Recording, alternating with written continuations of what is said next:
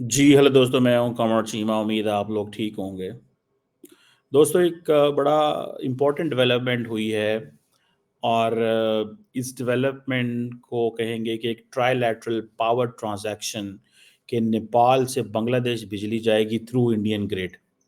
ये जस्ट आप मैप देख सकते हैं, हियर इज़ ये जो येलोइश जो है ये नेपाल है, पर्पलिश जो है वो इंडियन टेरिटरी है और ये येलोइश ऑरेंजिश जो है ये हल्का-सा जो है ये बांग्लादेश। तो आप इमेजिन कर सकते हैं कि इंडिया अपनी ये जिसे वो चिकन नेक जिसे कहते हैं, इससे कितना वो फ़ायदा उठाएगा और बांग्लादेश को इलेक्ट्रिसिटी थ्रू नेपाल जाएगी। ये बहुत बड़ी डेवलपमेंट है क्योंकि हम ये बोलते हैं ना कि अक्सर लफ्ज़ मैं बोलता हूँ कि कॉम्प्लेक्स इंटरडिपेंडेंस। आप जस्ट जाके ये जो थ्योरी है कॉम्प्लेक्स इंटरडिपेंडेंस की, इसको आप जिसे वो कहेंगे ना पढ़ें and you will come to know कि कितनी ज़्यादा दुनिया जो है एक दूसरे के साथ जुड़ी है लाइक ए कॉबवेब। ठीक है जी। जितने भी ज़्यादा एक्टर्स हैं दुनिया के अंदर दे आर म्यूचुअली डिपेंडेंट और हर एक एक्टर जो होता है वो वल्नरेबल होता है दूसरे के एक्शन से। आज अगर बांग्लादेश नेपाल की इस बिजली से डिपेंडेंट है तो वल्नरेबल भी है एंड सिमिलरली नेपाल भी वल्नरेबल है बिकॉज़ कि अगर कल को बांग्लादेश कहता है मुझे बिजली नहीं चाहिए तो उनको इकोनॉमिक लॉस होगा। बीच में जो इंडिया ट्रांज़िट के पैसे लेगा वो भी सारी बात है, एक इम्पॉर्टेंट चीज़ है। एनी हाउ इसके ऊपर डिस्कशन करते हैं। हमने पाकिस्तान ने इस चीज़ को इग्नोर किया। अब देखें इग्नोर क्या किया कि यही पहले तेल जो है ईरान इंडिया जाना चाहता था। बिजली इंडिया पहुँचनी थी सेंट्रल एशिया से, हमने वो नहीं जाने दी। अफ़गानिस्तान के कुछ हालात ऐसे थे, कुछ हमारी अपनी यहाँ पे पॉलिटिक्स थी। अब इंडियन गवर्नमेंट ने डिसाइड किया कि वो एक फ़र्स्ट ट्राइलैटरल पावर ट्रांज़ैक्शन करने जा रहे हैं। नेपाल टू बांग्लादेश जाएगी, 40 मेगावाट पावर और प्राइम मिनिस्टर जो है नेपाल के दाहल साहब, ठीक है जी, वो जब पिछले साल इंडिया आए थे, तो तब ये सारी चीज़ें तय हुईं। सो ये एक इसे कहा जा रहा है कि अब जो जो रीजनल कोऑपरेशन है, वो बढ़ेगा। देखें रीजनल एंड सब रीजनल कोऑपरेशन इन एंड आप इसको अंदाज़ा लगा लें कि ये जो लिंकेजेस पैदा होते हैं, ये कितने इम्पोर्टेंट हैं। अब मैं इसको जब थोड़ा स्टडी करता हूँ आज क्योंकि नेपाल और बांग्लादेश ने ये एक बड़ा माइलस्टोन अचीव कर लिया है और मीडिया को ये चीज़ बता दी है। मुझे सिर्फ़ और ये एक वर्चुअल जो है वो इनॉग्रेशन हो रही है तीनों मुल्कों के दरमियान क्योंकि ऑलरेडी देखें एनर्जी सिक्योरिटी जो है ना that is the key to your growth और इंडिया इसीलिए जब मैं बात करता हूँ कि इंडिया रशिया से क्यों तेल ले रहा है, वो इसीलिए ले रहा है to fulfil its energy security. ये जो एनर्जी कोऑपरेशन है, यहाँ पे इंडिया का रोल कितना अहम है। अगर इंडिया अपनी सिर्फ़ और सिर्फ़ स्ट्रैटेजिक इम्पोर्टेंस की वो जिसे कहते हैं ना फ़ायदा उठाएगा, क्योंकि कोई 40 मेगावाट बहुत बड़ी बिजली नहीं है। लेकिन इमेजिन करें दैट इससे कितना रोज़गार, जॉब और बिज़नेस जो है वो निकलेगा एंड देन इंडिया का इम्प्रेशन क्या आएगा दैट इंडिया फैसिलिटेट करता है अपने नेबर्स को। इंडिया का ये इम्प्रेशन आएगा ना कि भाई वो तो फैसिलिटेट करते हैं। ये नेपाल और बांग्लादेश के बॉर्डर के बीच में ये देखें, इस जगह का इंडिया को कितना फ़ायदा है कि इंडिया आज इससे they can earn money, they can give jobs और दोनों मुल्कों को उसने बता दिया है कि आप लोग जो है जुड़ो और मेरे पे डिपेंडेंट हो। ठीक है जी। सो मुझे ऐसा लगता है कि ये जो कॉम्प्लेक्स इंटरडिपेंडेंस है, ये दिस इज़ समथिंग जिसको फ़ायदा उठाया जा सकता है। Nations need to work on this, बहुत ज़्यादा काम किया जा सकता है इसके ऊपर। हम क्यों नहीं कर सके, ये हमारा एक सवाल है। हमें बहुत सारी दुनिया ये कहती है, हमें चाइनीज़ ने ये कहा कि do not leave your claim on Kashmir. ठीक है? अपना क्लेम मत छोड़ो, बट कोऑपरेशन बढ़ा लो। अभी मैं देख रहा था कि चाइना ने इंडियन सहाफ़ियों को इनवाइट किया। आज मेरा ख़्याल है इंडियन एक्सप्रेस पे भी ये खबर आई हुई थी, और उन सहाफ़ियों को इनवाइट किया और उनको क्या कहा, उनको एक ही चीज़ कही कि हम, चाइना जो है इंडिया के साथ प्री 2020 जाना चाहता है। इसी से आप अंदाज़ा लगा लें कि चाइना जैसा मुल्क, जो अपने आप को बड़ा, वो जिसे कहते हैं ना, इम्पोर्टेंट प्लेयर समझता है दुनिया के अंदर, उसको इंडिया की कितनी शिद्दत से ज़रूरत है, कितनी शिद्दत से ज़रूरत है। वो ये नहीं कह सकते कि हाँ जी, हम तो बड़ी इकॉनमी, हमें क्या फ़र्क पड़ता है। भाई $100 बिलियन आता है इंडिया से, $100 बिलियन इंडिया से चाइना जाता है। From India to China $100 billion है। ठीक है जी। ये चीज़ अगर आप इससे अंदाज़ा लगा लें कि ये $100 बिलियन को मजाक नहीं है। ठीक है जी। कि एक तरफ हम ये देखते हैं कि ये जो $100 बिलियन जब चाइना की जेबों में जाता है, तो चाइनीज़ फिर खुश होते हैं। एवं नहीं, चाइनीज़ इंडिया को कहते हैं कि भाई दरवाजे, वो एयरलाइंस खोलो, बिकॉज उनको पता है हमारा बिजनेसमैन बड़ा परेशान है। ठीक है जी। आप देखें, अब Nepal electricity authority, Bangladesh power development board, इन्होंने इनको फैसिलिटेट किया इंडिया ने। इंडिया कहता है हम सब रीजनल कनेक्टिविटी में पावर सेक्टर को इंट्रोड्यूस करा रहे हैं। अब बांग्लादेश का प्रॉब्लम क्या है? बांग्लादेश का प्रॉब्लम यह है कि बांग्लादेश को बिजली चाहिए, बांग्लादेश को बिजली चाहिए। तो $10 मिलियन मेरा ख्याल है एनुअली इंडिया, बांग्लादेश जो है वो नेपाल को देगा $10 मिलियन। लेकिन आप इससे अंदाज़ा लगा लें, ठीक है जी, कि इनका एनर्जी कोऑपरेशन जो है, how much it is beneficial. ये सब रीजनल कोऑपरेशन जो है, इट्स अ वेरी सिग्निफिकेंट चीज़ है। आई विश कि हम इस चीज़ को टैप इन कर सकें, पर अब तो बहुत देर हो गई। अब तो इंडिया, वो जिसे कहते हैं ना, बिल्कुल हमारे, अच्छा, मैं जब यहाँ पे पाकिस्तान में जब बात करता हूँ कि अमेरिका के साथ हम सिक्योरिटी पार्टनरशिप से बियॉन्ड क्यों नहीं जा सके, इंडिया के साथ हम ये इनसे बियॉन्ड नहीं जा सके, तो वो कहते हैं ये सवाल उल्टा करें, ये अमेरिका से पूछें, ये भारत से पूछें कि आप सिक्योरिटी से आगे क्यों नहीं जा सके। मतलब हमारे लोग कहते हैं हमारा कसूर कोई नहीं है, ये उनका कसूर है। सो मेरा ख्याल है कि largely we are unable to understand, हम चीज़ों को अंडरस्टैंड अभी नहीं करना चाहते। मैं तो इसको ऐसे देखता हूँ, वो नहीं अंडरस्टैंड करना चाहते। हम चाहते हैं अभी जैसे हैं हम ऐसे रहें। ठीक है ना जी, हम जैसे हैं वैसे ही रहें। अब बांग्लादेश जो है, जो कि इस वक्त मेरे ख्याल है मुश्किल में आने वाला, अगर तो डोनाल्ड ट्रंप जो है, उसने बांग्लादेश को देखना शुरू कर दिया जैसे उसने कैंपेन में देखा है। शुक्र है डोनाल्ड ट्रंप ने पाकिस्तान के बारे में कोई बात कर दी। नरेंद्र मोदी की तो तारीफें करते रहे कैंपेन के अंदर। ठीक है ना। लेकिन बांग्लादेश ने वो चीज़ नहीं शुरू कर दी, एक जो हम शायद समझेंगे कि जैसे डोनाल्ड ट्रंप अगर वही चीज़ जो बांग्लादेश के बारे में कहता, अगर वो पाकिस्तान के बारे में कहते, तो हमारे यहाँ तो नई बहस छिड़ जानी थी। We would have been a different position. अभी भी हमारे पास मौका है। अब देखिए ना, हम जब मौका था हम कुछ नहीं कर सके। That was the best time, that was the best time कि हम इंडिया के साथ अपनी एक economic dependence before 9/11 and after that even, हम अपनी कारोबार चलाते। हमने इंडिया को एमएफएन स्टेटस नहीं दिया।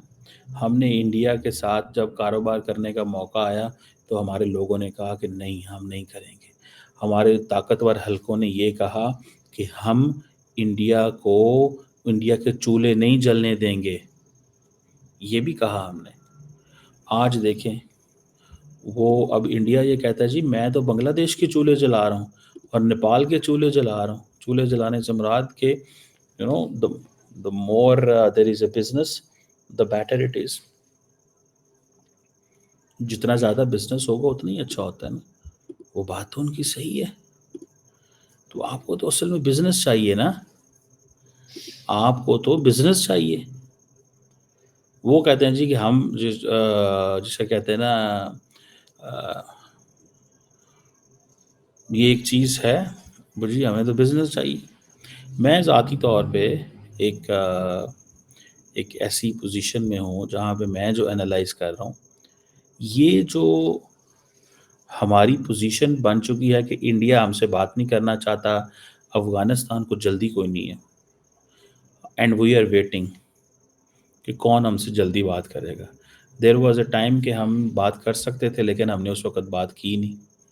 बात करते तो उस वक़्त क्या था और क्या ना करते। दुःख तो होता है कि आज इकॉनमी बेहतर होनी थी, कनेक्टिविटी होनी थी। जो चीज़ें या जो बातें हम आज करना चाहते हैं, ये हम उस वक़्त पहले कर लेते। इंडिया ने over the period of time it has introduced itself as a business, वो जिसे कहते हैं ना, वो एक बिज़नेस की वो है, माइंडेड सोसाइटी है। सारी की सारी सोसाइटी बिज़नेस माइंडेड है। सारी सोसाइटी बिज़नेस माइंडेड है। वो आप गुजरात में चले जाएँ या बाकी जगहों में चले जाएँ, they have been doing wonders.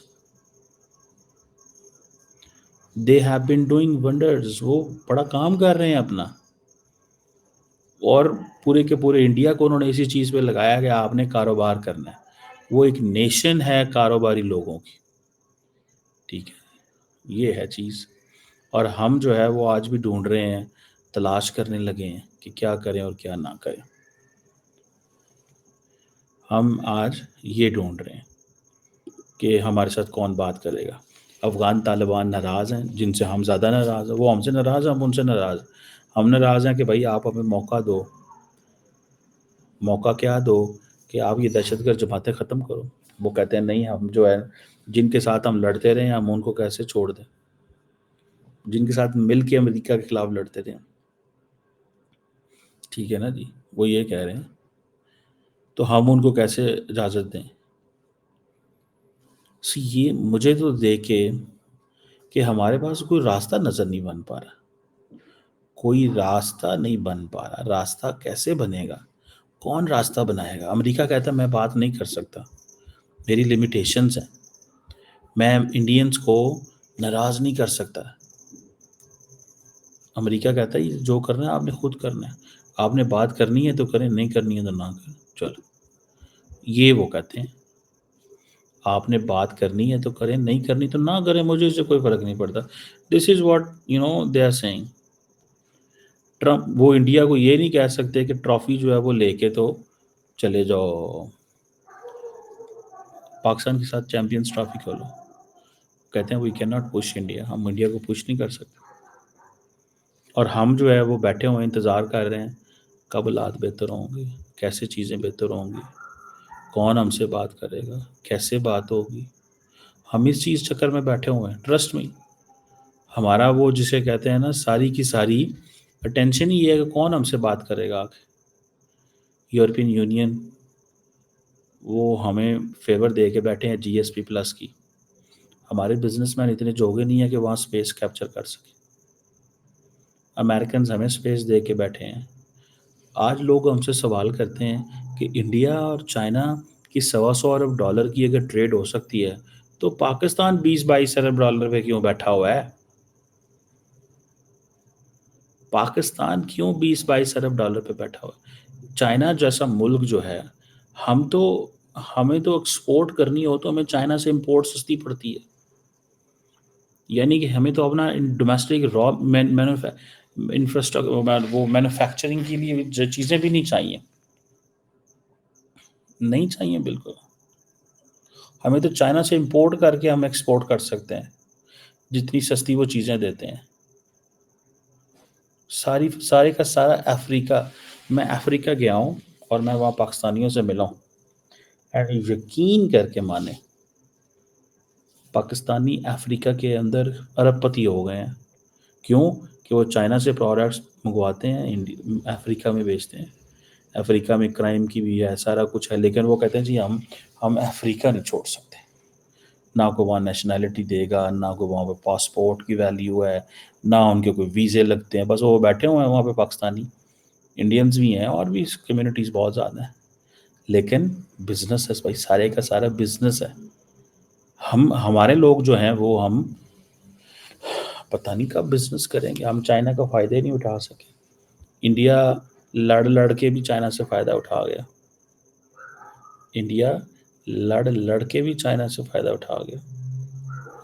हम कब फायदा उठाएंगे, हम कब करेंगे, कैसे चीज़ें बेहतर होंगी, आई डोंट नो। जिन्होंने काम करना होता है, अभी देखिए बांग्लादेश और इंडिया के मामला ठीक नहीं है। इस वक्त बांग्लादेश की शेख हसीना वाजद जो हैं वो इस वक्त इंडिया के अंदर मौजूद है। ठीक है जी। सुनने में आ रहा है कि बांग्लादेशी हुकूमत जो है वो it's asking for extradition of Sheikh Hasina Wajed. Similarly जो बांग्लादेश का जो ट्रिब्यूनल बना है वो it talks of arrest warrant of Sheikh Hasina वाजद।